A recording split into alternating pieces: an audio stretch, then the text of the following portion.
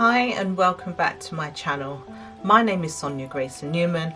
I'm a 50 plus blogger and I help women jumpstart their life, get their sassy back so that they can live the life of their desires. On this channel I share lifestyle, travel, style, inspiration to help the 50 plus woman to feel inspired, motivated and empowered to live the life she deserves. And if that's something you would like, then please do like, comment and subscribe to my channel, as it would really help me out. Now, I wasn't sure whether or not to post this video, to record this video, but one of the reasons why I was thinking of posting it is because it's about COVID, and why I wanted to share my story, why I was thinking of sharing my story is because COVID is very different for different people. My symptoms weren't your typical symptoms, and I'm thinking, well, if I could share my story, then it might help somebody who might be thinking, have I got COVID? Haven't I got COVID? Should I go and get a test? So I wanted to share just to show you that COVID looks different for different people. So it was probably around the 6th or 7th of January that I started to feel unwell. When I say unwell, I didn't have your typical like cold and flu type symptoms, but what I was feeling was a heaviness in my chest.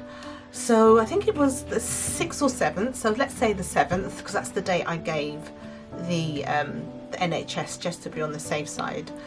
So on the 7th of January, which was a Thursday, I started to feel quite this heavy feeling, like pressure and soreness in my chest. It felt something similar like to when you might have a chest infection, you've been coughing a lot and you get that kind of soreness in your chest. That's how it started feeling, and I thought, oh, what's that? What is that?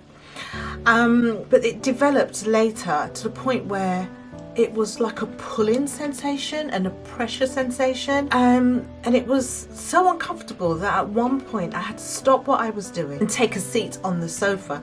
When I say take a seat, I had to literally lie down, and I remember lying down and thinking, oh, this is quite odd. That was the Thursday. Then on the Friday, it was still there. There wasn't anything that I could do that sort of ease that feeling. It felt like somebody was either stepping on my chest, or another example, I said I felt like I'd done 10 rounds with Mike Tyson. I felt so kind of bruised, but it was inside. It wasn't like muscular. It didn't feel muscular. It was like an inside sensation. It was very, very like compression almost. So this was the Friday, and then on Friday now I had a headache. The headache would come and go. It wasn't like a constant headache, it would come and go. So this was Friday, this went on to Saturday. On Saturday, I was still feeling unwell, pretty much the same. I was also feeling cold inside. I didn't have a temperature, I didn't have a fever because I checked, but I felt cold and I found it very difficult to warm up, and I'd have to have hot drinks to kind of keep me feeling warm. I felt this chill, and this was still going on Saturday. So I'm like, you know what? I was speaking to a friend and she said to me, look, go and get a test, go and get a COVID test. This was around 6-7 o'clock, no, maybe about 5 o'clock on Saturday evening. I went online and I booked a test for that evening for 7:30. I went to the test centre, had the test. I had done a test before in August. You might have seen it on one of my other vlogs. I'd done a test in August, so I was familiar with the actual process, and that test in August was a negative test, and that time I had, you know, real cold symptoms. I had a head cold, I was coughing, I was sneezing, I felt rough, but more like a cold flu type symptoms. This time, still at this day, still no cough, still no temperature, still no loss of taste of smell, but because I had the chills on the questionnaire, I put that I had a temperature because I just couldn't warm up. When I went to the test centre, as I said, I had done a test before in August, so I was familiar with the procedure. You know, you're walking into the test centre, you're registering, and the staff there, volunteers, are so nice and friendly and encouraging when they say to you, you know, good luck all the best, hope it works out for you. And it's just like, okay, kind of hit home that what COVID actually could mean if you were tested positive. I did the test, left, test takes all of, say, 15 minutes. Because it was Saturday evening, my test pack wouldn't leave until about 9 p.m. Therefore, my results may not come through till the next 24 to 48 hours. So, we're looking at maybe Monday, Sunday possibly, but Monday test result to come through. Saturday night was pretty much the same. Sunday, pretty much the same. Saturday night, I didn't sleep well because I was quite anxious about receiving the result. I kept checking, my text messages on my watch, my emails on my watch in the middle of the night, which I generally don't do. I don't check my watch in the middle of the night.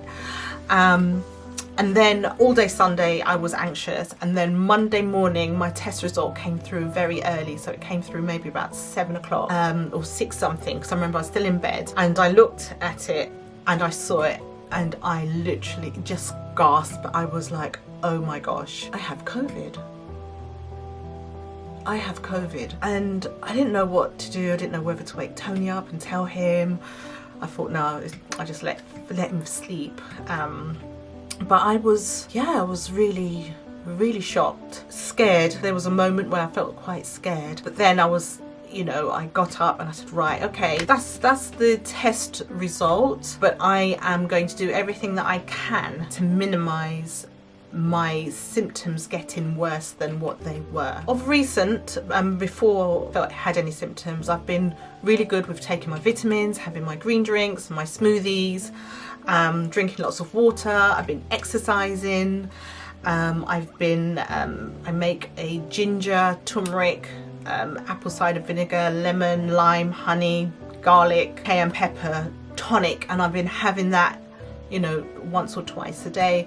So these things I were going to continue doing, but my friend also told me some things that were recommended for fighting off COVID, and I had ordered those on Amazon, and they were due to come that day anyway. I was taking echinacea before as well, which is good for the immune system. There was something called, I should have brought it here to show you, astragalus root. Maybe I'll link it in the description box below. I was taking vitamin C already. I got a stronger type of vitamin C. I got some other vitamins that she recommended, supplements that she recommended. And I also got some vitamin D spray, oral spray, which all came on, fortunately they all came on the Monday that my results came through.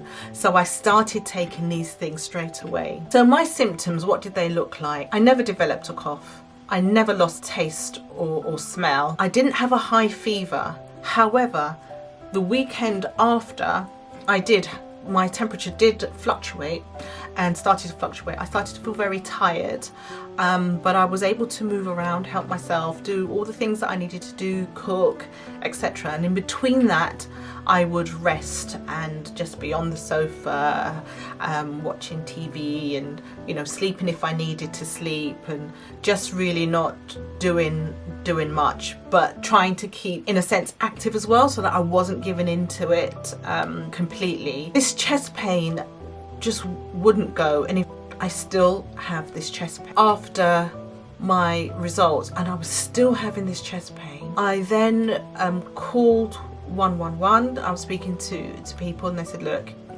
probably the best thing to do is just get checked out and make sure it isn't anything else going on. So I called 111, spoke to me on the telephone, got the doctor to call me back. I spoke to the doctor, told the doctor, explained how I was feeling, and the doctor suggested that I come in to get checked out.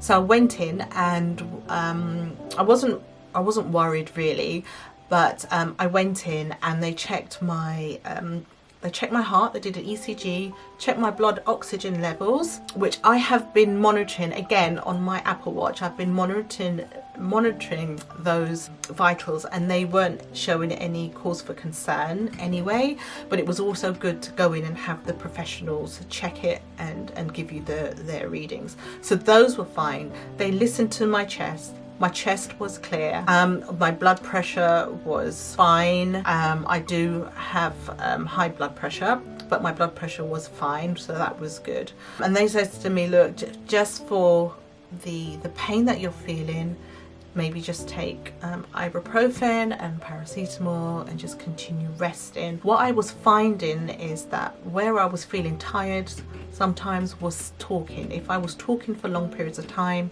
like talking now like this would have been a struggle at times. So I could talk for short periods, but not for long periods, without feeling that it was a strain and quite tiring. For the next week, again, I just did as much rest as I could. That was the Sunday I went and had those checks, and the Thursday I decided to go for a walk, and I was out. This was the first time out now. Could have been 2 weeks after. I felt fine when I left home. Who told me to go for a walk? It was awful. When I was out, I was fine. Then all of a sudden, I could feel a bearing down and that pressure feeling in my chest. A real strong bearing down. So I came home and I just didn't feel good. And then I just rested. I slept. I was a little bit worried about this chest feeling because I thought, why won't it go away? And then I rested, and the next day chest pain had eased slightly, but my head was hurting me, throbbing. Oh, it was just awful. I've still got the chest pain. It's eased. Some days it's worse than others. Today was a good day. I'm trying to get back into sort of normality. I went for a walk today and I didn't feel terrible. I felt the chest pains, but I didn't feel as bad as I did last week when I went for a walk. So it's just probably taking time by time. It does make you kind of check in with yourself. This is the first time, and although I was being optimistic, this is the first time I've ever had anything that is sort of life-threatening or potentially life-threatening, and it does make you kind of check in on yourself and think about your own mortality and what next. And you know, I had to switch off the news. I had to stop checking my phone because there was there was people that I knew that weren't doing too well, or people that I knew that had lost their battle with it, and that was difficult. And it also makes you kind of feel, I don't know if guilt, your coping mechanisms or your symptoms or the end result, that you were one of the fortunate ones, or who knows. I mean, I'm still not feeling 100%. I mean, who knows what happens next? Does this chest pain go away? I was reading on the symptoms of long COVID, and chest pains and chest tightness is a symptom that can hang around for quite a while. So I am going to monitor it. Probably going to call the doctor if it goes into next week, and just to get checked out, because they say if your symptoms are hanging around for more than 4 weeks, then maybe you should get checked out. All I would say is COVID is a beast, and it assumes different character for different people. Sometimes there's guilt and even shame about having COVID.